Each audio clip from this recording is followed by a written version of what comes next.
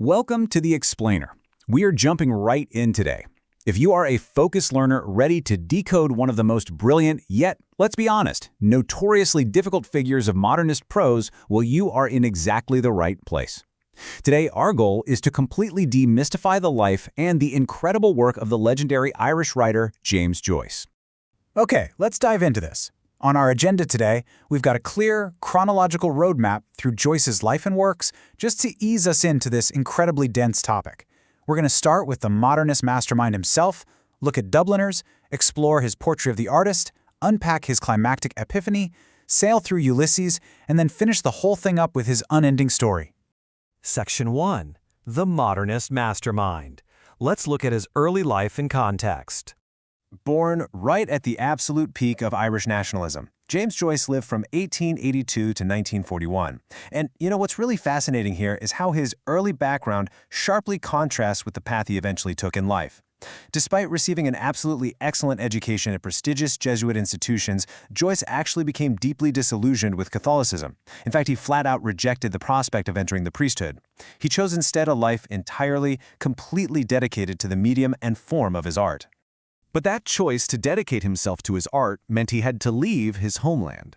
He made the radical decision to move all the way from Ireland to Paris, and actually, that physical distance set the stage for his monumental masterpieces.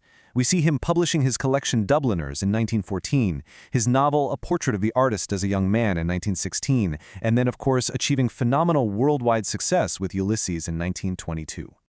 Moving right along to Section 2, Dubliners and City Paralysis. So, when we look at his first major prose work, we find the fascinating origin story of his most famous literary persona. Early on, having actually returned home to Dublin due to his mother's illness, Joyce felt entirely excluded from the local literary scene. But that changed. George Russell, who was writing under the pseudonym A.E., invited him to contribute a story to the Irish homestead. This resulted in the publication of a story called The Sisters. But here's the brilliant little twist.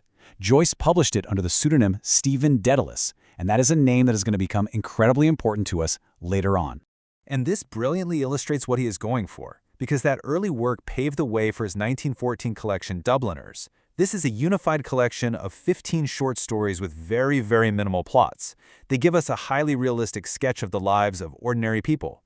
The absolutely crucial point here is that Joyce explicitly stated his wish to depict the paralysis of his native city.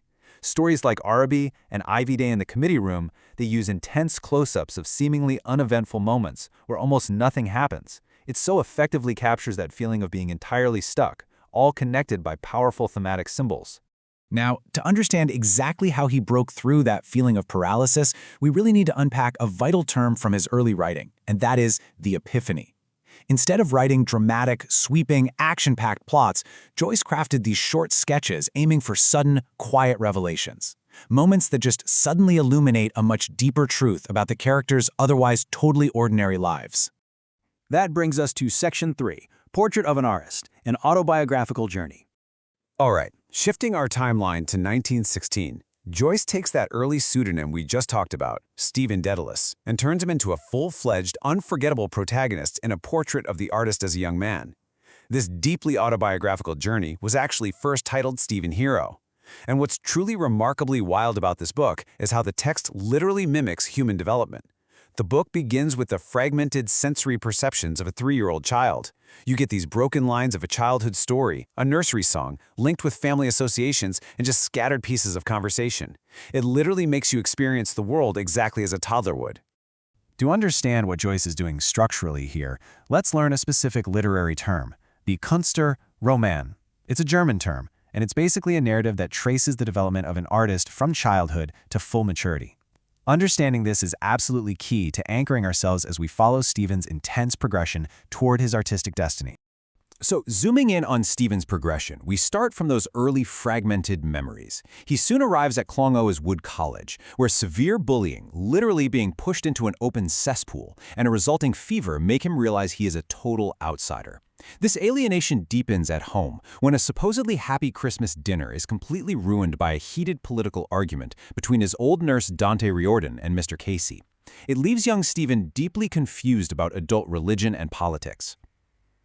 Later, financial reversals force a move to Belvedere College. He grows even more alienated, wanders the Dublin brothel district, and has his first sexual experience at just 14. This directly triggers an intense, guilt-ridden, 3-day spiritual retreat.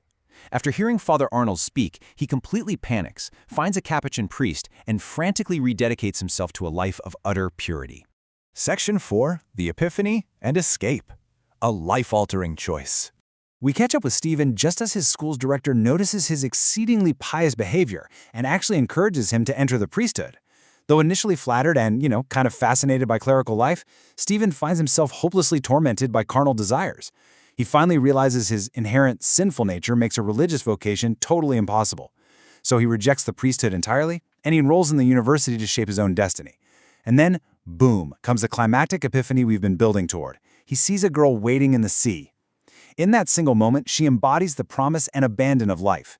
He realizes he can only gain true experience through artistic expression. But to do this, he must sever all his bonds of faith, family, and country.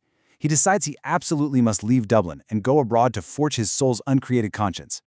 All right, on to Section 5, Ulysses and the Odyssey, a true modernist epic. Now, what's really interesting about this slide is the sheer artistic audacity of what Joyce pulls off in 1922.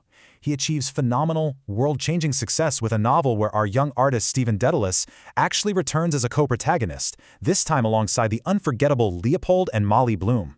Look at the contrast here. On the left, we have Ulysses, all 18 chapters taking place entirely in and immediately around Dublin on one single solitary day, June 16, 1904. On the right, it's Structural Mirror, Homer's sprawling ancient Greek epic poem, the Odyssey. That is a massive, grueling journey home from the Trojan War to Penelope. Joyce essentially scaled an entire ancient mythological epic down to 24 hours in the lives of ordinary modern city dwellers. Incredible! To pull this incredible feat off, Joyce essentially had to reinvent modern prose through the stream of consciousness. This is an interior monologue that moves effortlessly between the narrative's objective words and a character's mingled, unfiltered impressions and thoughts. It's like plugging directly into someone's brain. We dive deeply into the internal reflections of Leopold Bloom, a middle-aged, part-Jewish advertising agent who takes a fatherly interest in Stephen. And simultaneously, we experience the tangled thoughts of Leopold's wife of 16 years, Molly, right as she is being visited by Hugh Blazes Boylan to start a sexual affair. It is a dizzyingly intimate way to experience a narrative. Finally, Section 6, An Unending Story, focusing on his cyclical structure. Bringing our whole journey to a close, we really have to look at the famously cyclical structure that defined Joyce's final approach to storytelling. Joyce believed his stories were meant to be told over and over again, in shorter and longer forms. In fact, his final monumental work notoriously ends entirely suspended on a single unresolved word, the. No way to neatly tie it up. It completely refuses to offer a tidy conclusion, instead leaving the reader hanging, forever looping back right into the narrative. Which brings us to a final, pretty provocative thought. If Joyce's life work forms a continuous, unbroken loop, where the end points right back to the beginning, how does understanding his intense, lifelong journey from a young boy in Dublin to a modernist mastermind change the way we read his very first page? I hope this explainer has given you the context and the curiosity to open his books and experience that amazing loop for yourself. Until next time, stay curious and keep learning.